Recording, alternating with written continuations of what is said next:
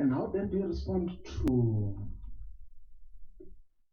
a view that the whole rush to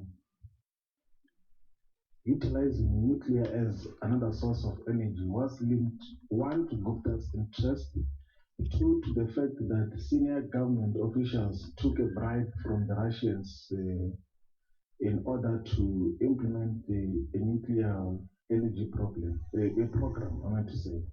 I don't know anything about those allegations, but from what I know from a technical point of view and what I know about Quebec, uh, is that Quebec is currently giving us the cheapest source of electricity. The problem with nuclear is that the upfront costs are very high, but the life of a nuclear plant is about 80 years with very cheap electricity. The issue are the issues are the safety issues which can be managed, that have been managed. The United States has 99 nuclear reactors all over the United States. France gets over 70% of its electricity from nuclear. The Chinese are doing it. The Chinese are building nuclear reactors. I do not understand why we in Africa who do not have electricity are afraid of nuclear, or we are being made to fear nuclear. From a technical point of view, without bringing in the politics and the Russians and so on and so forth, if we just look at the matter objectively and remove, for example, if you say let's procure nuclear from a country that is competent to provide us with nuclear reactors, um, without naming what the country is, would you take would you arrive at the same conclusion? I think people have a fear for Russia that I don't understand. But I don't mind. We can obtain it from the United States or from China or from the Japanese, who are very competent.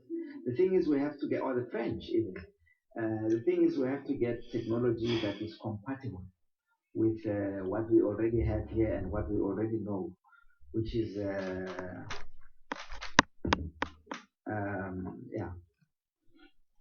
By the way, what about the by the way, what about the concern that the present fiscal capacity can accommodate a hugely expensive nuclear build program? Isn't that a genuine concern? I have said that it is possible to fund this thing without touching the fiscus. What you do is you ring fence future revenue from the nuclear plants and raise capital against that. That was my view anyway. And in fact, at the time when the Public Protector's report came out and I decided to take early retirement, we had been working on possible financial models to do that. So it's objective. I mean, if people want to criticize that you can't do that, it must be um, on a technical basis, not that the Russians did that, minister signed the contract, and so on and so forth. What do you mean? I mean, are you saying that we must not care about the fiscal complications and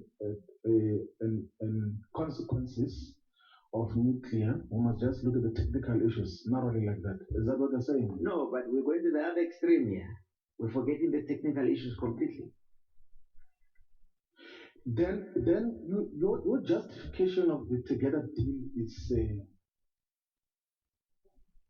optimum coal had already given or had already sold the coal to Together, and that prepayments are standard in ESCOM. You then gave the prepayment to Together so that they could give you the coal and they ultimately delivered the coal, and then through an arbitration process, the 2.1 billion which OCH was owed to ESCOM was later on reduced to about 600 million. Why is it that prepayment that you gave to Together was exactly the same amount which Together needed to purchase optimum coal holdings, so mine? It wasn't. If you look at P.S. Marsden's testimony, he says they were short of 600 million. And how much did you pay? We bought coal for 586. I think we must revisit those figures there because the figures that were given here point to the fact that the